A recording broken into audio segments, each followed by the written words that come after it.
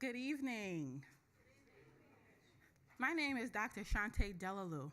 I serve as the Senior Vice President and Senior Diversity Officer for the Division of Institutional Diversity and Equity here at Dartmouth. Yes.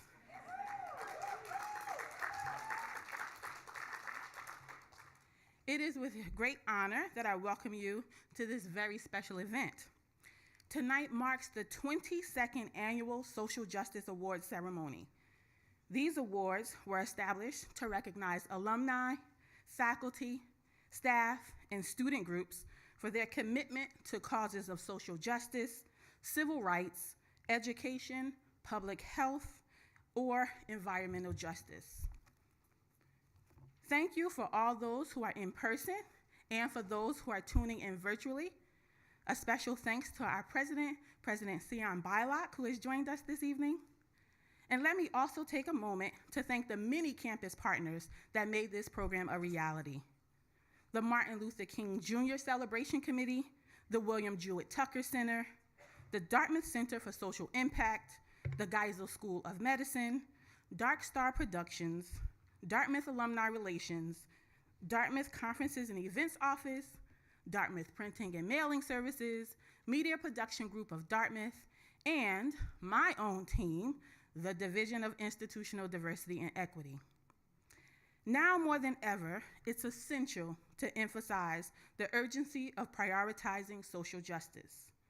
Our 2024 awardees have prioritized this work within the campus community, across the nation, and across the world. They have done so with a clear purpose and steadfast commitment to effecting change for the better. We're gathered tonight to recognize and celebrate those whose work continues to move us all towards social justice, and our keynote speaker is a leader in this space.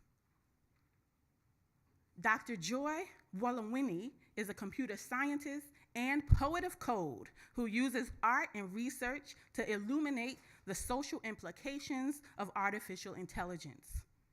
She founded the Algorithmic Justice League to create a world where more equitable and accountable technology. Her TED Talk featured an algorithmic bias and has over 1.4 million views. Her MIT thesis methodology uncovered large racial and gender bias in AI and services from companies like Microsoft, IBM, and Amazon. In 2020, these companies stepped back from selling facial recognition technology to law enforcement. In addition to advising elected officials during US congressional hearings, she serves on the Global Tech Panel to advise world leaders and executives on reducing AI harms. Dr. Joy's journey is depicted in the critically acclaimed documentary Coded Bias, which sheds light on threats AI poses to civil rights and democracy. She has written op-eds on the impact of AI for publications like Time Magazine and the New York Times. Her spoken word visual audit, AI, Ain't I a Woman?, which shows AI failures on the faces of iconic women like Serena Williams, Oprah Winfrey, and Michelle Obama, has been part of exhibitions ranging from Ars Electronica to the Barbican Centre, UK. A Rhodes Scholar and a Fulbright Fellow, Dr. Joy has been named to the notable list including Forbes 30 Under 30, Bloomberg 50, Time Next 100, and Fortune magazine named her the conscience of the AI revolution. She is the first Black researcher to grace the cover of Fast Company, appearing in the 2020 Most Creative People issue. She holds graduate degrees from Oxford University and MIT, a bachelor's from Georgia Institute of Technology. A former pole vaulter, she still holds sentimental Olympic aspirations. She's the author of the national bestseller, Unmasking AI, with Penguin Random House, and this year she will receive an honorary degree from Dartmouth in recognition of her outstanding contributions to the field. Please join me in welcoming Dr. Joy Buolamwini to the stage.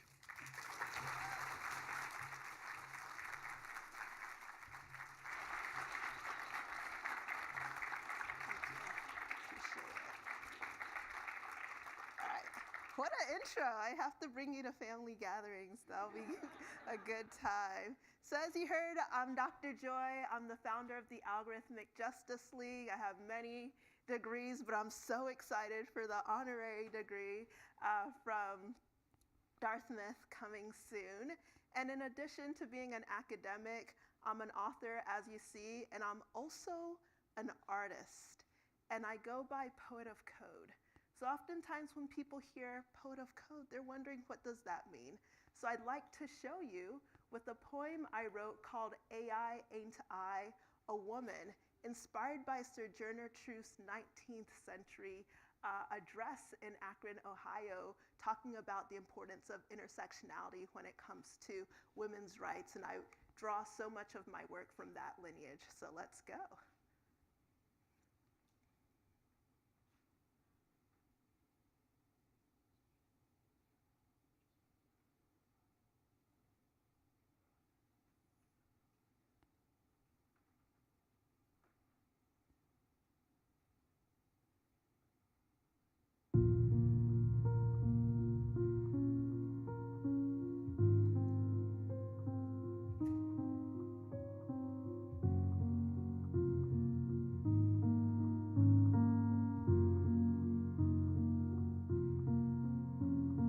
My heart smiles as I bask in their legacies, knowing their lives have altered many destinies. In her eyes, I see my mother's poise. In her face, I glimpse my auntie's grace. In this case of deja vu, a 19th century question comes into view. In a time when Sojourner Truth asked, "Ain't I a woman?"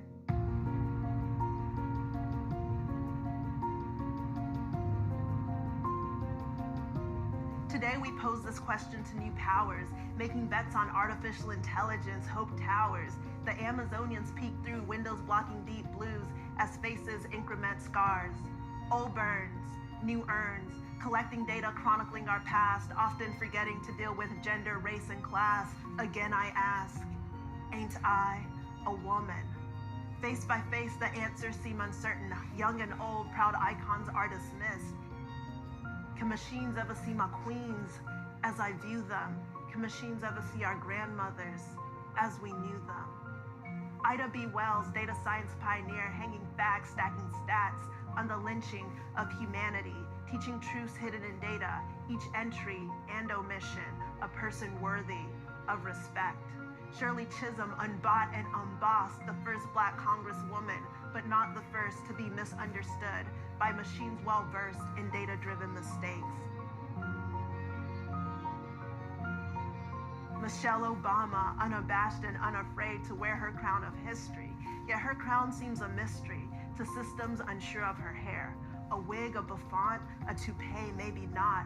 Are there no words for our braids and our locks? Does relaxed hair and sunny skin make Oprah the first lady? Even for her face, well known, some algorithms fault her, echoing sentiments that strong women are men. We laugh, celebrating the successes of our sisters with serena smiles. No label is worthy of our beauty.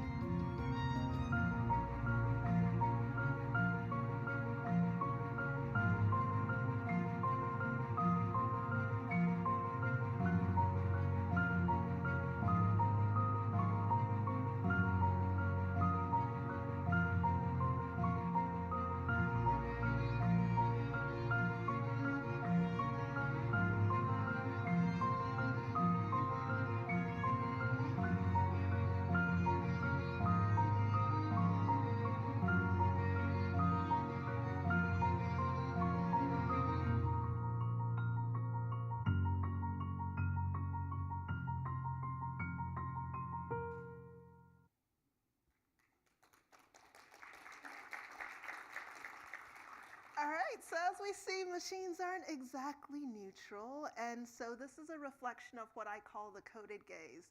Now, how many have heard of the male gaze? Show of hands. The white gaze, the post-colonial gaze. Okay, to that lexicon, I add the coded gaze, and it is truly a reflection of who has the power to shape the priorities and preferences of technology, and also inadvertently embed their prejudices. And I came face to face with the coded gaze as a graduate student working on an art installation that used face tracking technology. And as you can see here, it worked for my friend Mary Magic, a Chinese American student. And when it came to me, not so much until I literally was coding in white face. And so I decided to share this experience on the TED platform, and many people saw it. So I thought, you know what, people might want to check my claims, so let me check myself. So I took my TED profile image and I ran it through the AI systems from a number of different tech companies that had online demos. Some didn't detect my face, and the ones that did labeled me male. And so this really got me to start asking questions about how computers are trained to see people. Now, this also went beyond my personal art projects when I started seeing headlines in companies like Clearview AI that has scraped billions of photos posted online and made them available to police departments using facial recognition to search for suspects. People who've been falsely arrested due to AI-powered facial recognition, which I'll get into. And I'm sure people here have heard generative AI, show of hands, right? You've heard of generative AI. All right, so we have people as famous as Tom Hanks actually being used to show people in a situation they've never been in. And so this notion or this term of deep fakes. So we see it happening with Tom Hanks, his face being used to advertise a dental product he'd never heard of, but we also saw it with the case of Taylor Swift, where her image was used in sexually explicit video. And this isn't just happening to Taylor Swift. In fact, 98% of non-consensual deepfake porn is of women and girls. And so you have high school girls being targeted as well. And so all of these people make up a group I call the X-coded. And the X-coded include people like Portia Woodruff, who was arrested 8 months pregnant for a carjacking because of a false AI-powered facial recognition misidentification. Now, just context clues wise, carjacking 8 months pregnant, very difficult to do. So that should have already been a clue. She actually reported having contractions while she was held, and when she was released, her partner had to take her to urgent care. Thankfully, her and her baby survived. But she's not alone.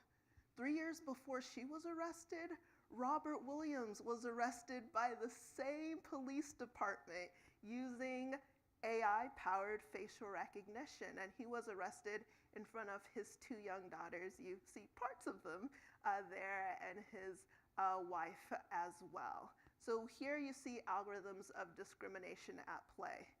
We also see algorithms of surveillance. If you've flown lately, you might have seen that they're asking you to stand up and have your face scanned. And so what started as a pilot with the TSA is part of a roadmap to make using face scans the default way to travel. So this could subject you to unwarranted scrutiny.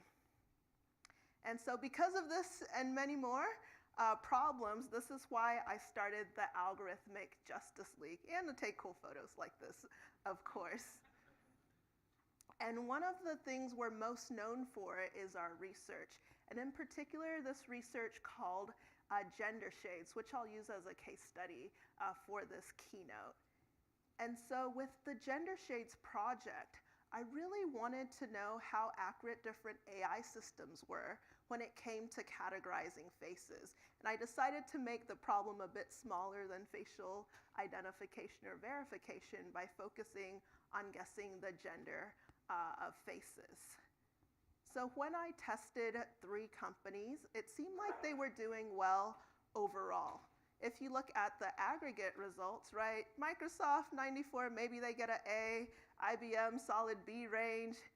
Face++, billion-dollar tech company in China, meant to have a data advantage because they had access to over 1 billion Chinese faces. They get a 90%. I'm a nice professor. I'll give them the A. I'll give them the A. So things start to get interesting once we disaggregate the numbers a little bit, right? And so when we disaggregate by gender, we see that all systems overall work better on male-labeled faces than female-labeled faces in this case. And I bet you can guess what happened when we disaggregated by skin type, right? So you see here, all the systems work better on lighter-labeled faces than darker-labeled faces.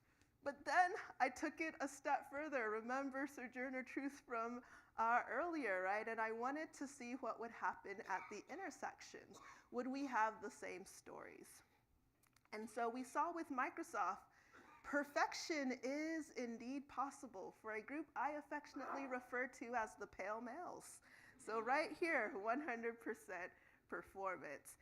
And then darker females had the worst performance, as you see. These were the good numbers. So we moved to Face++, supposed to have the data advantage. Well, the type of data makes a difference. In this case, we see that the best performance was on darker males. And I think it's really important to always test individual systems so we can know overall trends, but you can't just assume every system is going to follow that trend, which is why the intersectional analysis is so important. And we see here worst performance, darker females. We go to IBM, and the lighter males in the lead once again, followed by the lighter females in this case, the darker males, and then the darker females. So after I ran this study, this was what I was focusing my master's work on, I decided to maybe share the responses with the companies. I thought they might want to know. So we reached out to the company behind Face++, and we got no response. But their website also said, no guarantee, you on your own. That's what it seemed like they were saying. So we do not promise anything, basically. Then we reached out to Microsoft, and they had the, oh, thank you, we already know. We're working on it, right? We're good. So they released a statement saying they had improved the system and they were making progress. So the day they released that statement, I decided to do a quick spot check. In that spot check, I uploaded this photo of myself, and in this case, I was labeled male and aged 50. A milestone I have not yet reached, but hope to reach one day. And as you saw in the AI Ain't I a Woman video as well, another one of their products was also struggling on the gender side of things. It also says black shirt, so there were other issues, hairpiece. We're gonna focus on the gender part right now. And so I oftentimes think of car recalls, right? You can know that there's a problem on the roads. You can make progress towards identifying it, but it doesn't mean all of the models have been taken off. And this is also the case with AI systems. Even though it's technology, even though it's digital, there are oftentimes legacy systems at play. So it's so important when people are adopting tech systems or hearing about improvements that you're actually checking the model you have on your road. I also shared it with IBM, and IBM was pretty proactive. They replicated the study when I shared with them that the paper I was working on had been accepted, and I extended to them the opportunity, if they made changes, that I would share their changes when it came time to present the research at a conference. So these were their self-reported results. I can't go by self-reported results. So we did a follow-up study, and we saw overall that yes, there was improvement. We had a difference in our methods, and so that's why the numbers aren't quite the same, but the overall trend is.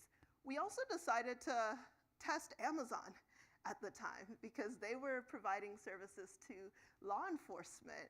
And we were actually quite surprised to see that Amazon was where their peers were a year prior, because this is equivalent to having the answers to the test results already public. The New York Times had featured the research, others had replicated it, so it was quite surprising. Eventually, all of the companies decided to no longer sell facial recognition to law enforcement in 2020. Part of this was because of the killing of George Floyd. There was an upswell, right? And people were looking at ways in which they could reduce racial bias. And given so much evidence of racial bias in facial recognition technologies, it's no accident that almost everybody who has been falsely arrested in the US linked to facial recognition is a Black person. These companies made different types of commitments to stop selling facial recognition to law enforcement. And even though Amazon at first pushed back on the results, they did eventually select unmasking AI as their top pick. So I think they might be coming around just a little bit. So this is an example of putting research into action. And we put research into action to encourage companies to do the right thing. And we also put research into action through advocacy. So here are some photos. One is from a congressional hearing, the other's from an AI roundtable. And so that was with President Biden and Governor Newsom, whose hair is as perfect in person as it looks in the photos. And actually in the book Unmasking AI, the epilogue is called Seat at the Table. I wrote it maybe 2 hours after that photo was taken so I could make the deadline for the book. Another way we put research into action, which is really important for the Algorithmic Justice League, is through art. I am the daughter of an artist and a scientist, and you've seen some of the science part, you've seen some of the art piece as well. And this continues to be an important way that we do what I call evocative audits that complement algorithmic audits. So how do you allow people to bear witness to the human impact of technologies that might otherwise seem cold and calculating? And then some of you might be familiar with the film Coded Bias. It's available on Netflix in 30 different languages. I was so thrilled when it was Emmy nominated because, as you'll read in the book, it almost didn't get made. And part of it was the people making the decisions didn't know or didn't think the stories we were telling were worth that kind of platform. And so it's a great reminder for me, particularly as a student, that sometimes you might pick a topic where people don't always see its value until later on. And so when I was starting this work in around 2016, the conversation on AI was nowhere near where it is now, but persisting with it because it was a topic that mattered to me and mattered to my community ultimately paid off. And now we are executive producing a second documentary. So if you're interested in that, do let me know. And that documentary is going to be about the Xcoded.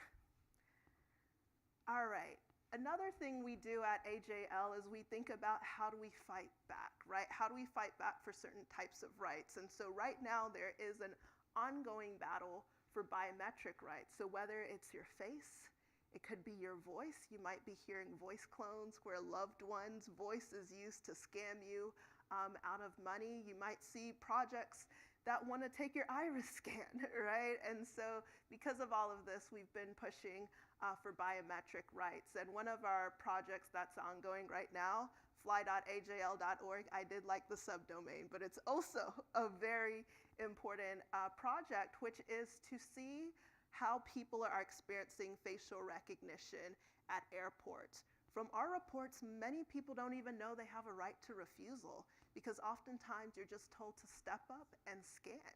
It's supposed to be an optional program, right? And they don't even use the term facial recognition. They prefer biometric self-identification. Not sure if everybody would register what that is. And so because of that, we're asking the flying public to share their stories. That way we can go to the Department of Homeland Security with evidence saying this is what is going on. Another area that we are fighting back on is for creative rights. So much of generative AI right now has been based on data and work and art taken without permission or compensation. And so when we're thinking about the 4 C's of creative rights, first you need consent. Ask for permission in the first place. And if you are getting billions of dollars of investment, as some of these companies are, artists should absolutely be compensated for their work at the beginning and not the end. And finally, there's control as well, because you might, as a creator, want to employ AI as part of your process. So it's really about giving people agency and making sure there's fairness there. And then I think the credit part is so important. The best of what we see with generative AI systems is culled from the best of what we have of humanity. And so sometimes I view these systems as more regurgitative AI than generative AI.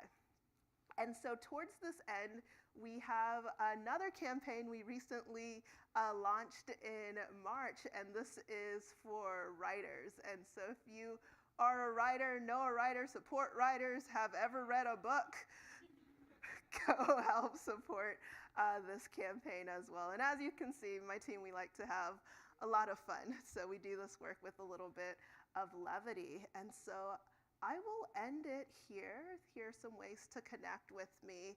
And really, I want to leave you with this notion that as we're thinking about social justice, it must absolutely include algorithmic justice. Thank you.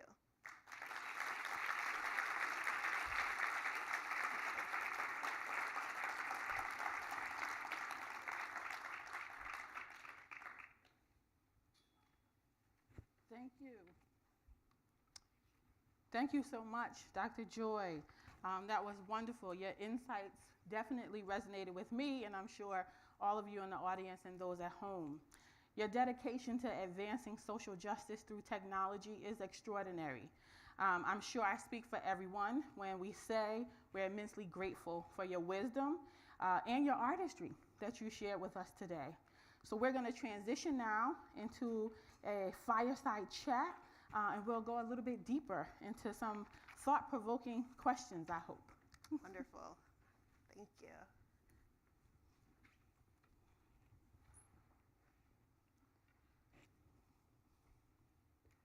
Okay, so I'll start out with just highlighting that algorithmic bias has, as you say, an impact on our civil rights. And so can you share more about the pivotal moment that inspired you to dedicate your work to this cause? Absolutely. So as you see on the cover of the book, there is that white mask, and I shared in the keynote, I was so excited to get to MIT. This was my dream school. I remember watching documentary when I was little, and there's this robot named Kismet. It was a social robot, and it came from MIT. So I didn't know there were requirements. I just knew I wanted to go there. So I put it, as part of one of the things I wanted to do. I first went to the MIT of the South, Georgia Tech, Yellow Jackets, woo, woo, woo. Did some good work there, and then eventually made my way to MIT. And while I was there, I wasn't even trying to look at equity or justice. I was working on a fun art project for a class called Science Fabrication. So you read science fiction, you try to build something that you probably wouldn't build otherwise. I didn't read as much science fiction, but being from Ghana, I was interested by the story of Anansi the spider, who was this trickster spider and could shapeshift. So I was thinking, wow, wouldn't it be amazing if I could shapeshift somehow? We only had 6 weeks, however, so I was like, all right, not gonna change physics in 6 weeks, but maybe I could change my reflection in a mirror. And so I found this material called half-silvered glass that has a really cool property. So when it's completely black on the back, it's like a mirror. And then if there's light, the light will shine through. So I was like, if I just put a kind of digital mask on a black background, maybe it'll look like there's a shapeshift in the mirror. So I tried it, and it worked. But at that time, it was kind of like a funhouse situation where you stick your head through, and you are only in one spot. So I thought, you know what would be cool? if it followed my face in the mirror. So that's when I got a webcam, and then I needed to use face tracking software to track my face. So again, none of this has to do with justice or equity. I was just trying to have fun. And so as I was working on this, I ran into problems, as usually happens when you're building any project. And in this case, my face wasn't being detected consistently. So I first drew a face on my palm. I held that up to the camera, and the face on my palm that I drew was detected. So when that happened, that's when I was like, okay, anything's up for grabs. So I'm looking around my office. Halloween had just been around the corner, so I happened to have a white mask. And I put on that white mask. And I didn't even put it on all the way. I was like, kind of upset. Right? It was halfway already being detected. And so that was really the moment that I said, wait a second, what's going on here? Yeah, yes, thank you. It's so much, but I'm going to keep with my questions. In your TED Talk and in other platforms, you've powerfully demonstrated the failures of facial recognition systems in recognizing diverse faces, particularly those of women of color, as we saw in your presentation today. What would you say are the implications of these biases, and how they can be addressed? Yes, well, thinking of sexism, racism, ableism, think of an ism and it's being embedded into tech products we're using right now. And you also have AI systems that are really the gateway for opportunity and access to essential services. So you now have AI systems that determine who gets medical care or not, who gets admitted into college or not, who gets hired, who gets fired, who gets promoted. So we're seeing its use in employment, we're seeing its use even who gets housing allocation. So all of these major areas where we're seeing AI infiltrating and being part of the decision-making process really impacts people's day-to-day lives. And unlike that example I give of the face, where you can immediately see detected or not detected, in these instances, you don't even know the coded gaze is at play. It's the call you never get back because your resume was screened since it had a women's college in it, true story. It's the access to medical care you get denied, but you don't know that an algorithm was behind it, unless maybe a company puts together or people put together class action lawsuits. So I think those ways are even more nefarious. And lately, I've been thinking a lot about lethal autonomous weapon systems. So now you have drones, autonomous drones, you have a camera, you have a gun, and you have facial recognition. These technologies exist. You also have technologies that can be used to select military targets as well, and they don't necessarily have to be accurate. So this is concerning. If it is accurate, now you have authoritarian tools for control beyond anything that we've had before, and if it's not, you're getting the wrong person. Yeah. Thank you. So clearly it can impact almost every part of our lives. And when we think about the connection with civil rights, right, where before certain laws, even when certain laws were put into place, we know that certain forms of discrimination still continued, right? And so applying to college, some people may remember you had to submit a picture with your application. We don't do that anymore, but you could be discriminated against based on your name, picture. And so to now fast forward to this kind of technology world where things happen much quicker and more efficiently, but still have those biases embedded, it's really unfortunate. So in the documentary, Coded Bias, you mentioned we can't separate the social from the technical. Can you elaborate on what that means? Yes, so confession, I got into computer science because people are messy. So I thought, yay, math, computer science, I can geek out and have a good time without having to deal with the messiness of humanity. So I happily went down my STEM path, and also being an artist, I was doing that alongside it. And I truly wanted to believe, just like I think so many computer scientists and others, that we were creating these objective machines. We already know humans are biased, we're not arguing that, but there was hope that we could have the objective, neutral decision maker. And I think it's a laudable aspiration. The problem was the approach to artificial intelligence that's most ascendant right now is something called machine learning. And for machines to learn, generally we're providing data sets. In the case of hiring, it might be a data set of prior hiring decisions. Anyone seeing where this could go wrong quickly, right? And so in this case, when the machines are learning from us, when they're learning from historical patterns of discrimination, it actually gets embedded into processes we would hope and assume to be more neutral. So it means we have to be especially intentional, even when we're trying to use it for something for good, something like AI in healthcare. But we also have to be honest with ourselves that so much of Western medicine has been predicated on white middle-aged men. And because of that, that means the data going in to train these systems are destined to fail the rest of society. But the story doesn't have to end there. We know that's a problem and we can be proactive. You know, there's a company called Bloomer Tech, and they make the smart bra. And the smart bra works as a Holter monitor. So it's basically a wearable EKG. And they're getting information for women's heart health. Because even though cardiovascular disease is the #1 killer of women, of men, less than a quarter of research participants are women. So these sorts of companies like Bloomer Tech and others being proactive actually allows us to fill in these data gaps. So what's exciting to me is we can learn from the past, right? But if we don't, what I fear is that the technologies of the future actually reverse the progress we've made towards civil rights, towards equity, towards inclusion. So that was the whole motivation of even having something like the Algorithmic Justice League, to say we can do better and we must do better. Yeah, that goes nicely into my next question, which is, you know, I spent a lot of time and I'm looking forward to the book, in the Coded Bias documentary.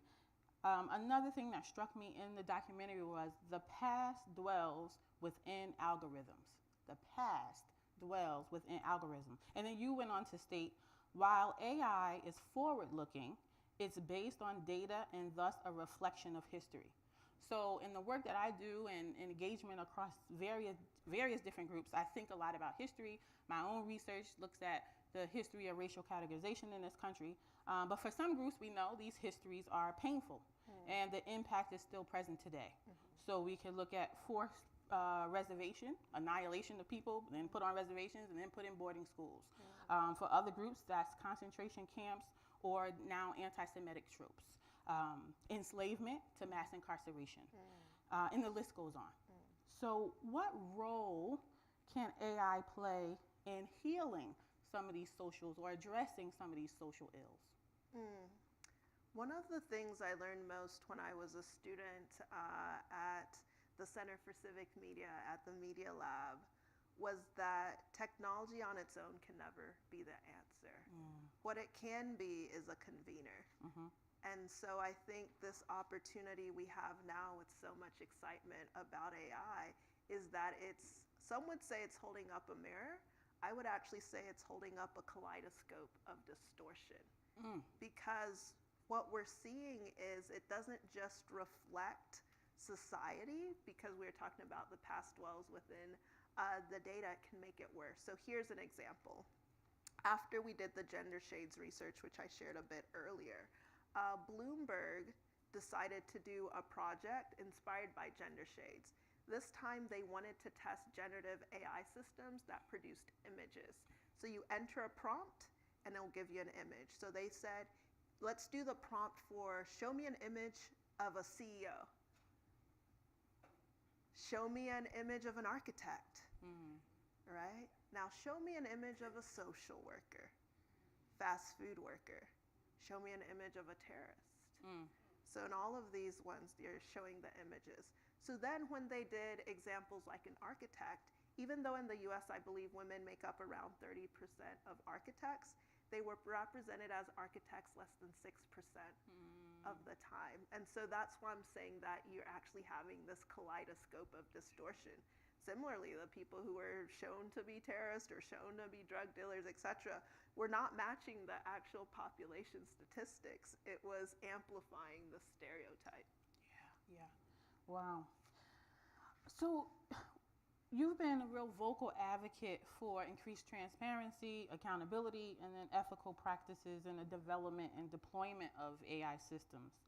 What specific measures do you believe should be implemented to ensure these technologies are not perpetuating what we're talking about or amplifying the existing social inequalities? Such a great question, and I think when people are thinking of measurements, they're oftentimes thinking of a specific product. And I try to shift from only evaluating products to evaluating processes. So thinking about the design, development, deployment, oversight of these systems, and even getting to redress what happens when things go wrong. If things go wrong, right? Yeah. Which they generally do at some point, you know? And so I've really been thinking of this notion of algorithmic hygiene, right? And so it's not the one metric as much as the continuous oversight. So if I only showered once in 2023, what would the situation be like in 2024? A little bit funky, like understandably. And so I think it can be so easy to think we're gonna do a one and done, hit this metric and we're good. And we really need to think about it not like an immediate infection, but a chronic illness. So this is something that has to be managed over time. Yes, thank you. So you've been at a lot of tables and government conversations and major corporations. And this can be daunting, right? Knowing, you probably know more than the average person around how this technology actually works, right? So what kind of advice would you give to the layperson who's not into technology to understand how to navigate and better just learn where it's going, what the positive benefits are, but how to be optimistic but cautious at the same time? That's exactly why I wrote Unmasking AI, because I felt that so many people were afraid of entering the conversation. You don't have to have a PhD from MIT to know if AI is harming you. That's a problem. And so I really do believe, and I like to say, if you have a face, you have a place in the conversation about AI. So part of it is getting through the jargon and getting a sense of what that is. I think another thing that I've learned the most on my journey is the importance of sharing your story. This whole thing started for me with sharing something that I actually found a little bit embarrassing, right? Putting on a white mask to have my face detected. And it was that story that led to the research, but also that story that other people could see themselves in. They're like, hey, maybe when I put my hand under the soap dispenser, that's not working. That could be linked to this. Or, oh, maybe it's not my fault as a user. Maybe it wasn't that I was messing up. Maybe it was the system wasn't actually designed with people like me in mind in the first place. So I cannot stress how important the act of storytelling continues to be, because ultimately the heart of computing is humanity. The art of computing is humanity. Oof. Okay. Well, I'm definitely coming to the cookout. You invited me earlier, so I'll be coming. We think a lot, particularly in a liberal arts institution, about the combination of critical thinking and arts and whatever discipline that you want to study, but how powerful arts are. And I know our director of the HOP is here tonight and does a lot of great work in making those connections for our community. Your spoken word visual audit, AI, Ain't I a Woman, which I love that title, my goodness, powerfully highlights the failures of AI systems in recognizing iconic women. What role do you believe art and creative expression can play in raising awareness and fostering dialogue around these critical issues? I remember when I was serving on the EU Global Tech panel, there was an opportunity to connect with the defense ministers for all of the European countries as part of the EU. And we played for them AI, Ain't I a Woman, ahead of a conversation about lethal autonomous weapons. And I saw how powerful it was for them to see their assumptions about the sophistication of technology from the companies that are positioned to be the most superior in the world. And here you have little old me, poet, grad student, right, with my little slingshot and a few examples showing that there are glitches and cracks in these systems that have grave consequences. I see its impact when, I don't know, there's this one girl named Aurora. She's 7 years old when she reached out. She had seen the film Coded Bias 5 times, which is more than my dad. So I'm like, okay, Aurora, right? And just to see how inspired people were when you use language and storytelling in a way that invites everybody into the conversation. And that's what I love about art and what I love about being a poet, helping people to see the world in a different way, in a way that can't be unseen.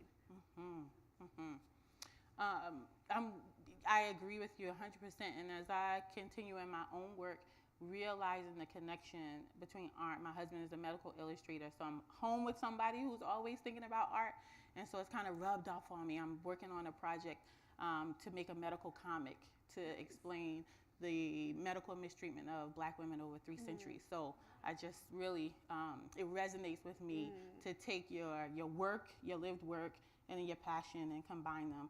Because people can hear that. And stories are what people remember, right? Absolutely. The narrative stays in our minds. As we move towards a future increasingly shaped by AI, is here and it's not going away. What are your hopes and aspirations for a more equitable and just society? Particularly, how do you see Algorithmic Justice League helping to achieve that vision? Got it. Well, I have a poem that I think answers this question. Awesome. So it is on, I hope, page 271. We'll see. Yes, it is. Okay. It's called Terminal Resistance. Withstand the praise and the prison of expectations. Withdraw the temptation to mold yourself into who they thought you should be. Remember the doctor who told your worried mother, a PhD for this child is out of reach. Remember, not because they were wrong, but because their eyes were too small to imagine the frail and fading body in their care contained a formidable spirit. Remember, their miscalculation is one we can all make when we fail to look beyond present conditions and bleak predictions. Withstand the pressure and the prism of demand spread across innocuous request and insistent pleas. Withdraw your participation when you must fold your dignity, lower your stature, or diminish your worth to appease would-be kingmakers. Remember the dear ones who took the calls and took the time to remind you of who you were without the crown and why they believe in you. Take the time to listen to the frail, fading hearts who have forgotten the strengths of their spirits. Remember the significant small moments of acknowledgement and support. I remember the custodians who opened doors early so I could study longer. I remember the staff who gave me extra portions to show their pride and to encourage me to make bold strides. I remember the coaches who told me the truth, lest they cheat me with cheap congratulations on less than my best. I remember the teachers who gave me more than was required so I could know the elasticity of my capacities. Do not be afraid to reach higher than others dared, to stay longer when seemingly no one else cared, to fertilize the soil of toil before the vision germinates, before the sprout pushes through the terminal resistance that unleashes your power. Thank you. Wow, awesome. Thank you. Awesome.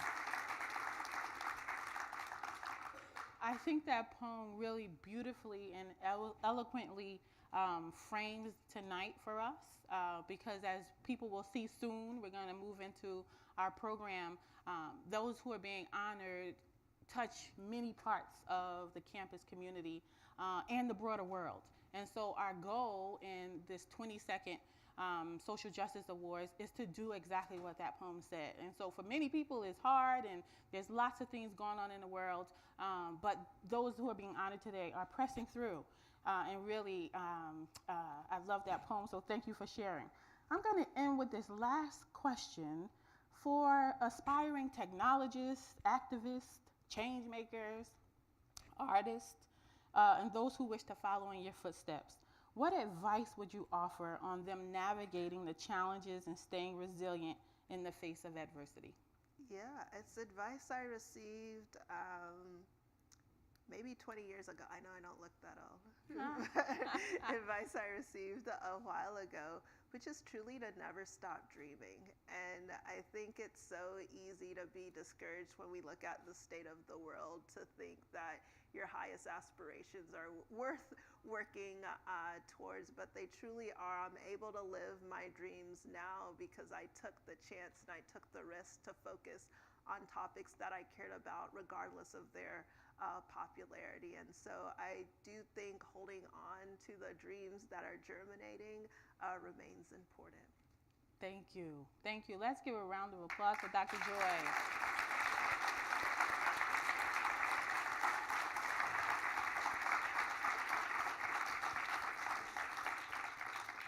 This has been an incredible conversation for me. I am so excited that you're going to be connected to Dartmouth for eternity as an honorary degree recipient.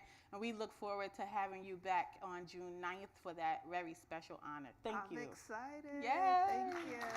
Thank you.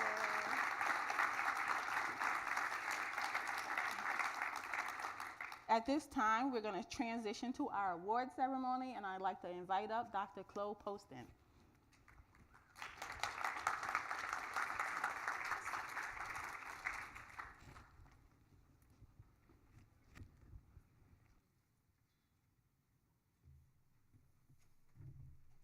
Hi, everyone. Now we are transitioning to the celebratory part of our event. We'll start with just a quick video to introduce you to some of the outstanding work that our awardees have been doing to date.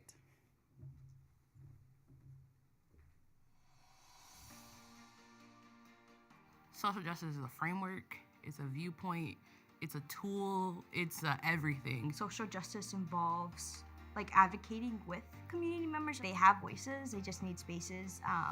And you know, like Fireside, we provide those spaces. To fight systems of inequality and to give opportunities to folks and to highlight systems of oppression. You know, we've built a lot of trust and a lot of relationships with the farm workers. So that's kind of, you know, something I think we take pride in, you know, that we have built up that confidence and that trust and that relationship with farm workers. That to me is social justice, when every drop of water in the ocean is the ocean.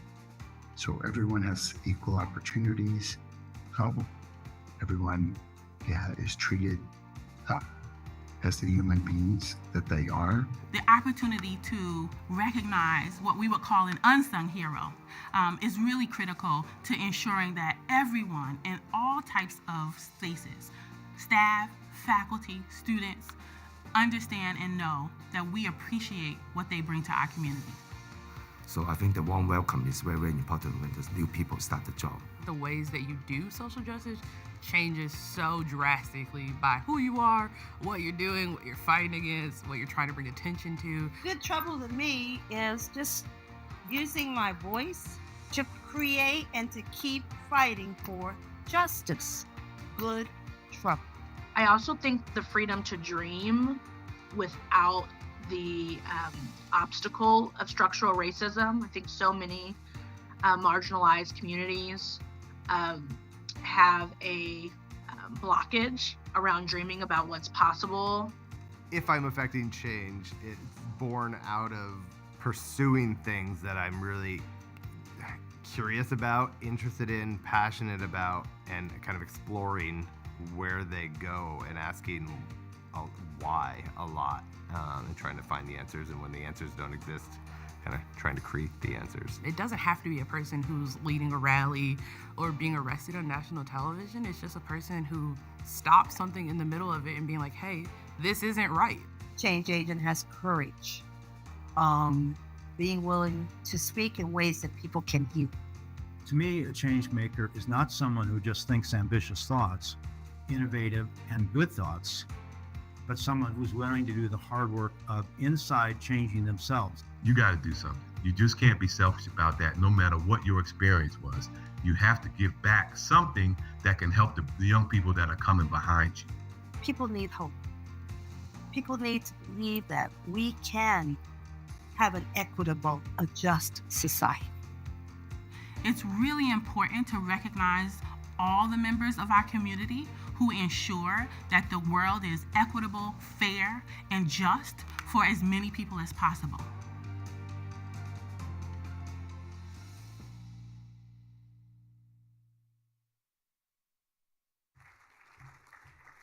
All right, so let's get into celebratory mode. Let's get ready to applause and really celebrate the folks who've been doing some of this outstanding work. Hello, everyone. Just to reintroduce myself, I am Dr. Chloe Poston, and I'm Vice President for Culture, Belonging, and Strategic Engagement at Dartmouth College. And I have the distinct honor of introducing you to each of our awardees this evening. These individuals have dedicated their time, energy, and talent to create a more just and equitable world.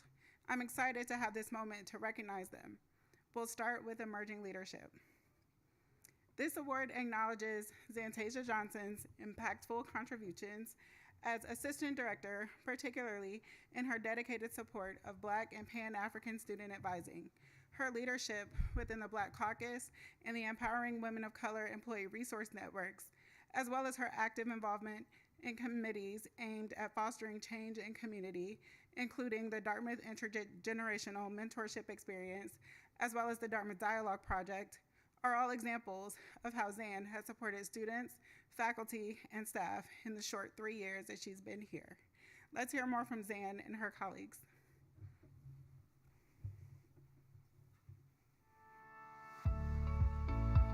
I'm Zantasia Johnson, or Zan, and I'm an Assistant Director in the Office of Pluralism and Leadership, or OPAL. The student community that Zan supports, the Black and Pan-African student community, has become so much stronger, has been able to weather challenges, has been able to collaborate and work together and build, right? In a way that I don't know if it would have been possible without Zan's support. I really had to learn how to work with students who share very similar identities to me, who are going through these big things, and supporting them through it, but also being like, oh, but this thing affected me too. Like, this thing going on in the world, this tragedy that happened, and how do I show up for them but show up for myself at the same time? Students are really interested to connect with her, both for the things that they, need to connect with her for, like, interested in planning a program, but also the things that they need support for. They need a professional who looks like them, who has experiences like them, and who understands what they're going through. And she always makes time for them. Getting to be the person that I needed when I was going through school, getting to be that person who helps students explore their identities, explore what so many things really mean to them. I'm just so proud that I get to now be the person that I needed. Excuse the list moment, but she is in leadership for 2 different employee resource networks. She is the driving force between multiple Black Legacy Month celebrations on campus. She has been part of major programs and celebrations across different identity groups, and she is one of those people that I'm like, oh my gosh, you're doing another thing. Social justice doesn't always have to be the struggle work, and we're not always protesting. Sometimes it's just finding the joy within your own community, or finding the joy where you can, and so really highlighting that too. She has been so instrumental in both modeling what students can do, supporting them through the challenges that they need staff support for, and also empowering them to dream big and to do whatever it takes to get there. Making community and space for joy within this work is often forgot about, and I think that's such a huge part of it, because burnout is real, especially within this work. And so really highlighting the folks who are doing this work, bringing joy, bringing attention to that, I think is something that's so important to me, and so I think that's something that I like to do in my life. Please join me in congratulating Zantasia Johnson.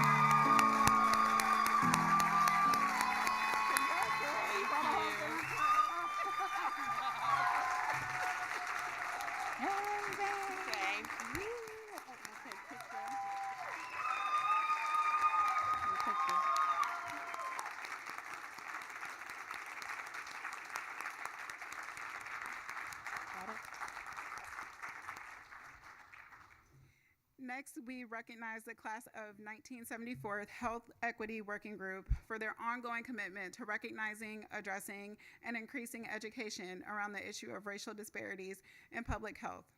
For their 50th reunion, this group is raising $500,000 for a health equity fund, helping contribute to research and a future where race doesn't dictate health outcomes. Let's hear more about their work.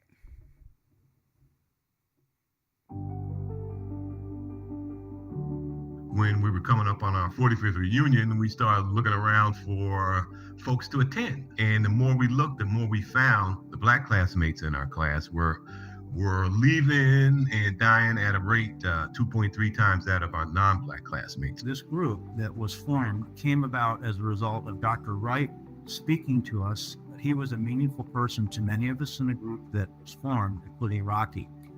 And he gave us the instruction that basically we may have graduated, but we still had work to do. The result of it is not just a commitment to doing something, but funding the undergraduate research that will focus on health equity issues that will go so far beyond just their class, beyond just Dartmouth, and really have an impact. And as we approach TDI, the Dartmouth Institute, as we approach the health equity people, and they were more excited than we were about it. That alone helped us understand that we have something that possibly can make a difference in people's lives along the way. Moving forward to both have undergraduates be able to study this and through their work have the understanding of the heart, change in our class, but also create things that can impact social justice, not just at Dartmouth, but beyond Dartmouth through research and then policy. One of the really powerful things about what this class will be able to do is to pass this along to their 50th connection class. And they will be able to share not just their passion, but to have this class take it and make it into their vision, into their ability to carry forward some of this work in ways that are meaningful to this class and this generation. So hopefully, that class of 24 will have more allies. It won't be just the class of 74. It'll be 75, 78, 85, 96, who knows, 2006. As this thing begins to grow, people are like, you know what, maybe we need to look at our class. They embody so much of what the Social Justice Awards are recognizing: the perseverance, the passion, the ability to commit to something and make that change. I think they will continue to do great work here beyond just what they've won this award for. Thank you. I invite you all to come up to the podium.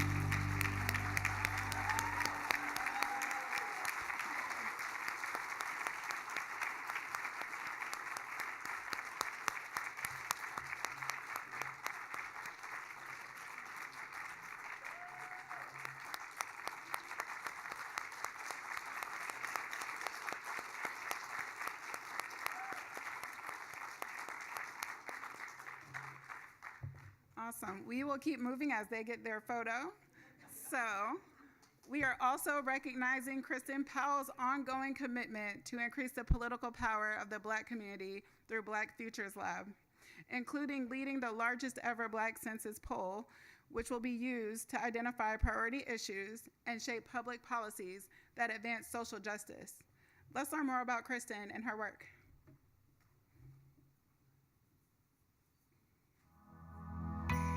I'm currently the incoming principal of Black Futures Lab and Black to the Future Action Fund, and our role is to build Black political power. Kristen is just tenacious. She's really dedicated to improving the lives of Black people in this country. Before my current job, I was a national training director for the Dart Center, and I trained dozens and dozens of organizers across this country. And that's really exciting because we can't win justice without organizers, and I'm pretty proud of that too. I know when she was in Florida, she was working really, really, really hard, like on the ground community work, meeting with people day in, day out. We know that Black people have been shut out of a lot of the decision making on the policies that affect our lives. And so my job is to build a winning organization so that we can combat those attacks and get more and more Black people engaged in politics so that we can thrive in all parts of our lives. She's, very kind and very caring and always looking out for others. Even when we were undergrad students, Kristen was always one of those familiar faces, thinking about, the bigger picture as opposed to just our personal Dartmouth experiences. Only way that we can truly organize towards freedom is if we can see what freedom looks like. And that's a big job of organizers and groups like Black Futures Lab, is to tap into the radical imagination of our communities so that we can win. She's always making time to think about ways to improve the lives of others. This is the type of work where you're planting seeds and you're watching them bloom later. So it takes patience, it takes persistence, and I'm really proud that she's been able to stick with that. So I think change makers are just changing the rules or making up new ones that need to be made that protect people from harm. Congratulations, Kristen. We are also proud of you. I know this came as a big surprise to you. But honestly, we couldn't think of anyone more deserving. It's not always easy, and this type of work isn't, on the front page of the newspaper every day, but I want you to know that you are making a very, very, very big difference. Not only in your friend circle, but in the lives of all the people that you're helping to empower. So congrats again, and keep going with the fight. Thank you, Kristen. Come on up to the stage.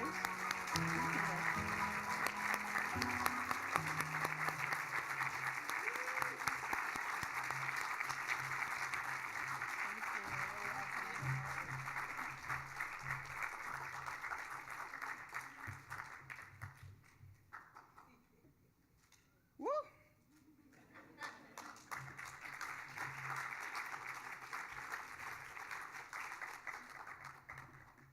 All right. Many social justice movements have been led by the youth, those who hold the hope and promise for the future. It is for this reason that we honor the Fresa Farm Workers Fund, a student organization that has partnered with migrant laborers within the Upper Valley community to offer crucial support in healthcare accessibility, language proficiency development, and financial barrier alleviation. Let's take a moment to hear from them about their approach to this work in the community.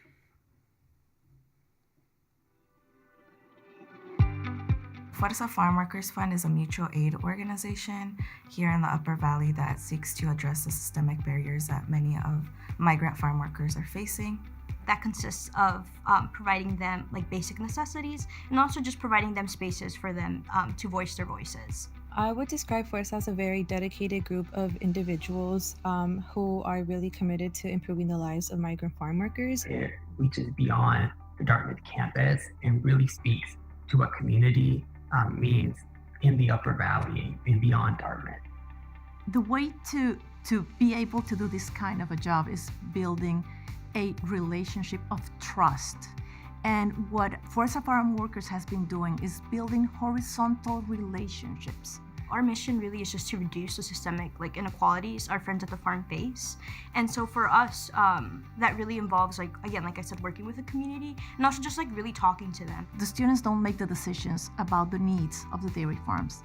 They're always listening to those needs from the voices that are representing those communities.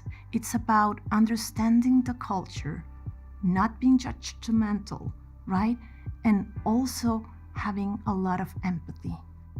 As a student, Fuerza Farm Workers Fund really taught me from the very beginning that you can make a change. It's something that you're very passionate about. It's something you're very connected with, even if it means that you're miles away from home. They are fighting to deconstruct the idea that they are giving a voice to the dairy farm workers. They're not giving them a voice. They are working to grant them spaces for those voices to be heard. Well, most recently, they noticed how mental health was a big issue with farm workers, and we're working towards addressing those issues. When we work with our friends on the farm, one of the things we really emphasize is we're working with community and not like for. And that's a big part of like the work we do is in collaboration with our friends at the farm. I've like learned the importance of community organizing. And it just brings me great joy that current students are continuing the torch in this great work that they're doing that's shaping not only their lives, but also farm workers in the Upper Valley.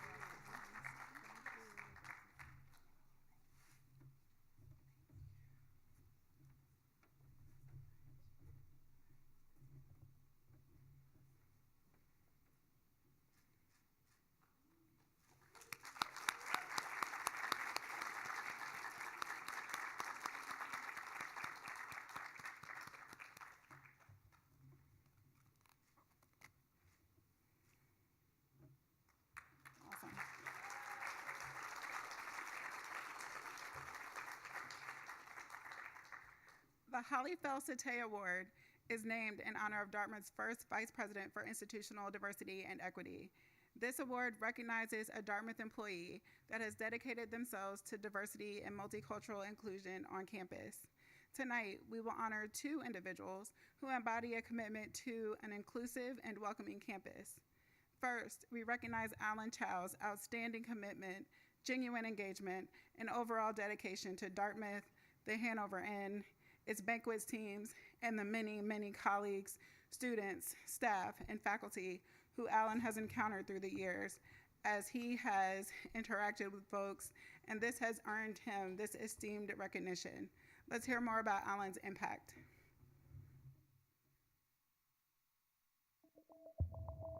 Alan makes every single individual, every person who comes from a diverse background feel a part of the community. It's a great place to work because I got a lot of chance to meet a lot of people, and the catering take a lot of detail, and get everything, do it right.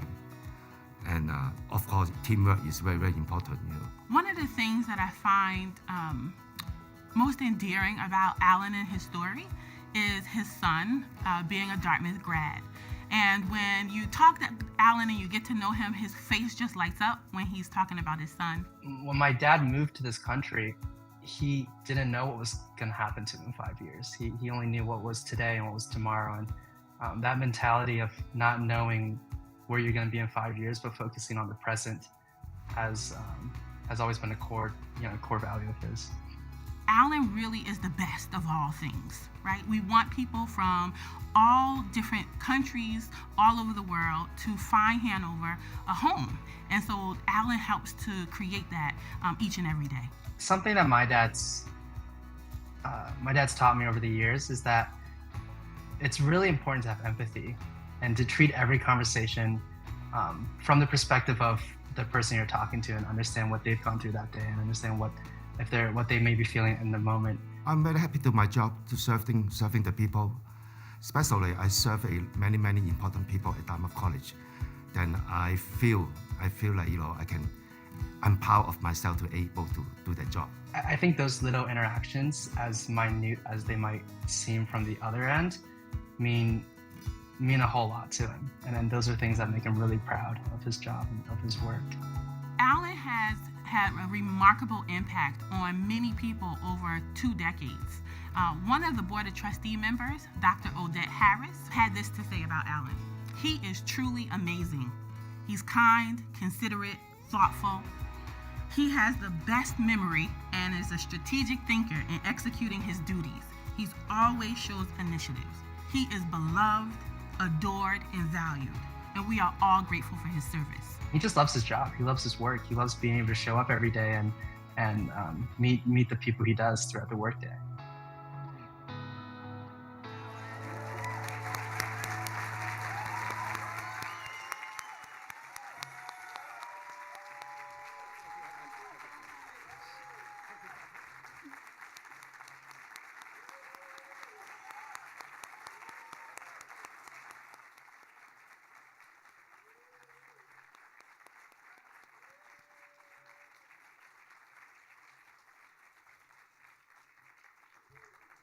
I think we have all benefited from Alan at some point or another in our time at Dartmouth, and so we're so excited to recognize him.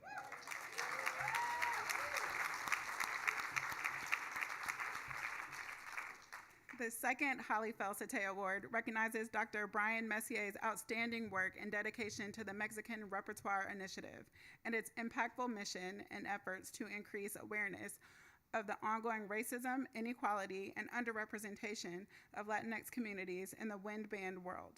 This has earned Dr. Messier this prestigious acknowledgement. Let's learn more about his work and contributions to this area.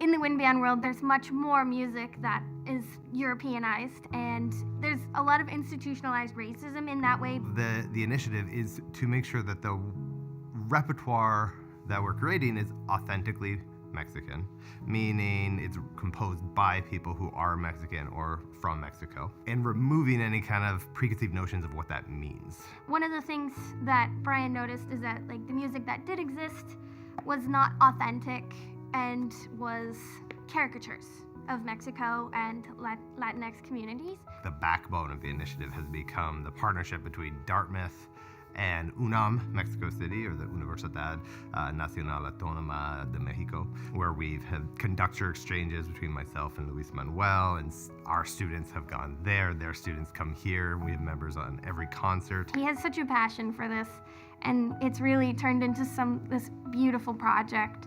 And yeah, he's really doing some great things with this.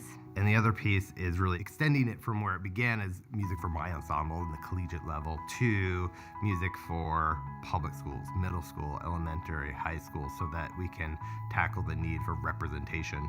Brian is the most passionate and most driven person I've ever met. When we performed with the UNAM Banda Sinfónica last spring, that was the first time that ensemble had played a program of authentic Mexican music in Mexico. We're so grateful for his passion and dedication to help reinvent the modern wind band and to give voices to others.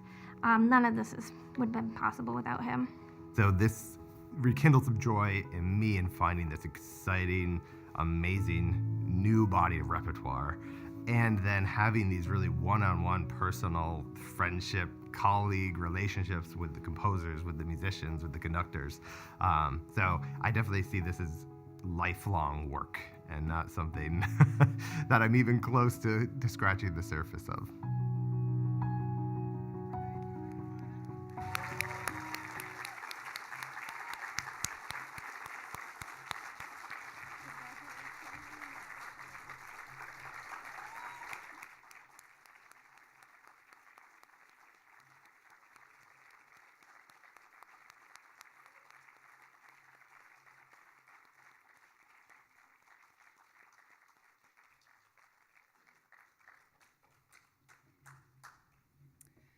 Recognizing a Dartmouth graduate or graduates whose lifelong commitment to public service has been exemplary, Granger Award recipients have exhibited leadership and innovation in meeting community needs and benefiting an underserved population.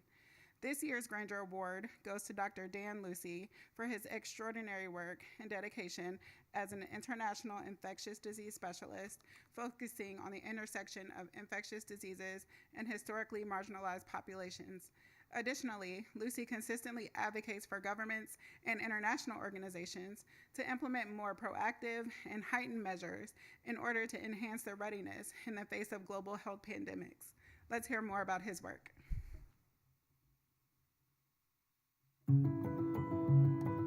I was very fortunate to be able to go over in August of 2014 to Freetown, the capital of Sierra Leone. And I was fortunate to be able to provide hands-on or gloves-on, of course, care for more than 200 patients with Ebola. He has such a big heart and cares so deeply about the science and about people and about communities. I think that feeds him and motivates him to continue being a curious researcher, to continue to be a thoughtful, community-centered public health advocate.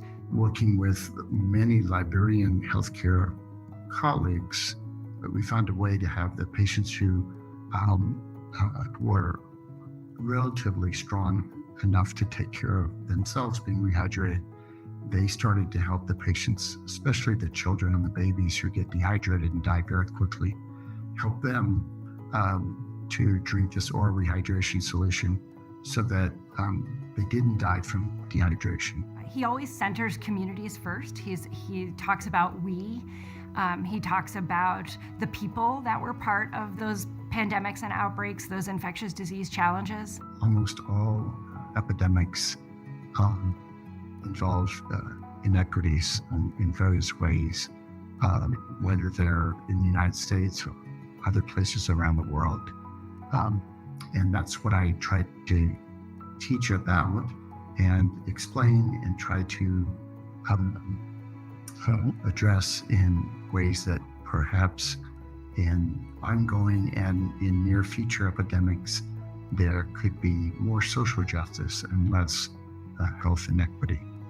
He shares so much about his life and so much about his career, but he does so in a way that makes students feel as though he is incredibly approachable, that he is always willing to talk with them or give them advice or share his wisdom. I'd say that you need courage, compassion, and conscience. And you want to preserve and protect your conscience really above all else, because almost everything else you can regain or recover from if you lose it, but not your conscience. So protect your conscience.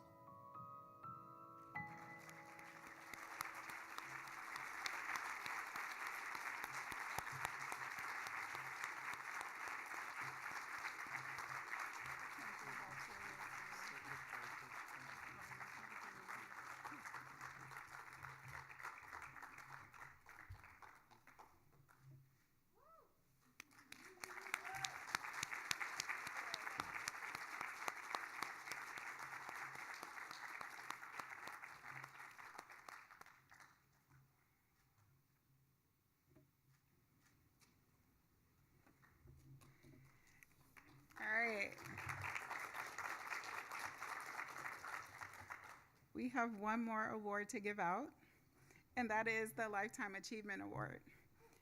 This award honors an individual who has dedicated more than 20 years to their chosen field.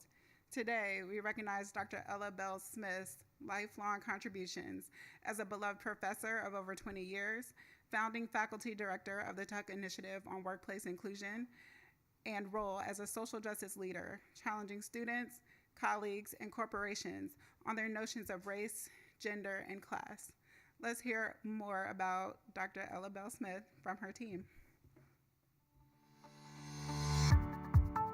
I am the founding faculty for our new initiative for workplace inclusion. Her work is really about big social problems, that she looks at the world with serious eyes, but with always a kind of joyful, hopeful sense of optimism. She is really one of the founding mothers of the academic discipline of diversity, equity, and inclusion as a research topic and as a discipline. So current researchers, future researchers in the DEI space, in many ways are building on the work that she and her colleague Stella and Como did when they wrote their book, Our Separate Ways, which was about the differing experiences of Black and white women in the workplace. I'm really proud of that work. I'm proud of what we learned in that. I'm proud of how it enables women, particularly brown and Black women, to have a sense of visibility in the world, to have a sense of belonging. Just last year, she launched a brand new podcast called Co-Conspirators at Work to continue to have this conversation with industry leaders around how we create more inclusion in the workplace. I think her work and why it's so impactful is that she invites you along to be a champion for change, and she invites you along to be a co-conspirator, to get into good trouble. I would say that Ella reminds me almost every day by her example that the work of leadership is really about envisioning a better world and applying each of our unique skills and talents to just will it into reality. I think it's just this continual wave of people making a difference. And I think so I see Ella kind of at the center of that and helping this whole network, these generations of people continue to do this work around gender and race and class that she's been doing for many decades. I'm honored that the work is seen. It's good to be seen. It feels good to feel seen. And it's just a license to keep on making good choices.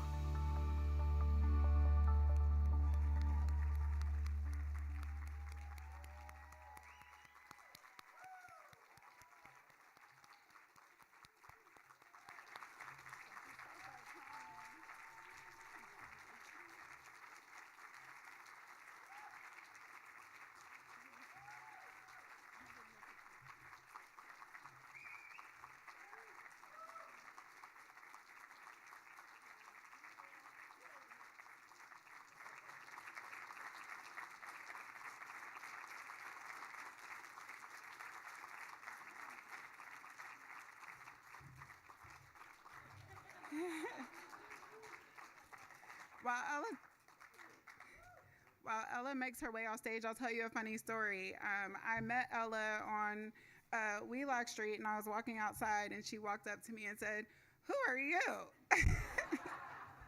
And ever since then, we've been really fast friends. She's been an excellent mentor and leader in this space, and so really excited again to recognize her and her work here.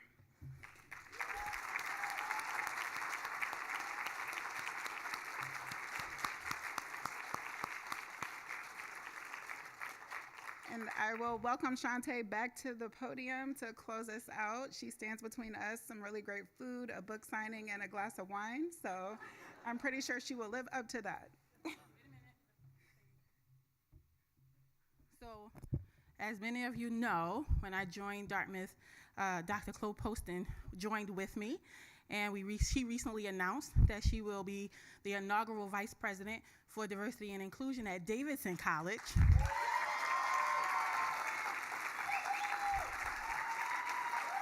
In North Carolina. When you come to these events and you experience, it's an experience. We can thank Dr. Chloe Poston for being behind the scenes on that work.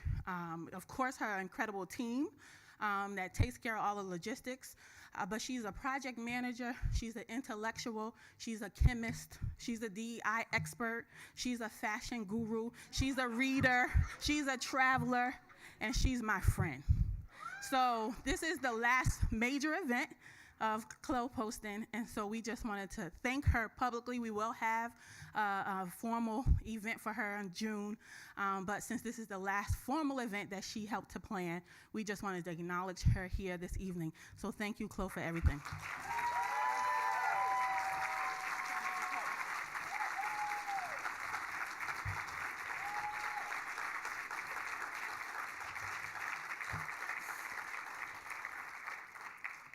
This has been an extraordinary evening. Thank you. I hope you all feel the overwhelming sense of inspiration in doing our part on this ongoing journey of advancing social justice. Before we close, I just want to take a moment to extend my deepest gratitude to all of you for joining in person and online, and to all of our amazing honorees. A special thank you to Dr. Joy, whose presence here at Dartmouth has truly enriched our celebration.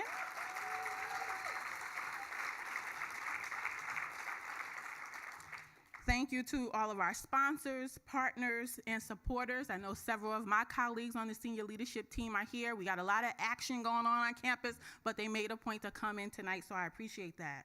The warmest thank you to my team, the Institutional Diversity and Equity team. You all are amazing, and you have made all of this possible and a huge success, particularly our events manager, Allison. Thank you. As we prepare to bring the evening to a close, I invite each of you to continue the spirit of camaraderie and celebration at our reception and book signing just outside the ballroom. The book signing will be out this door, so if you're interested in a book signing that way, if you are going straight for the wine, you're going to go that way. But in any event, enjoy your evening. Thank you, and have a good night.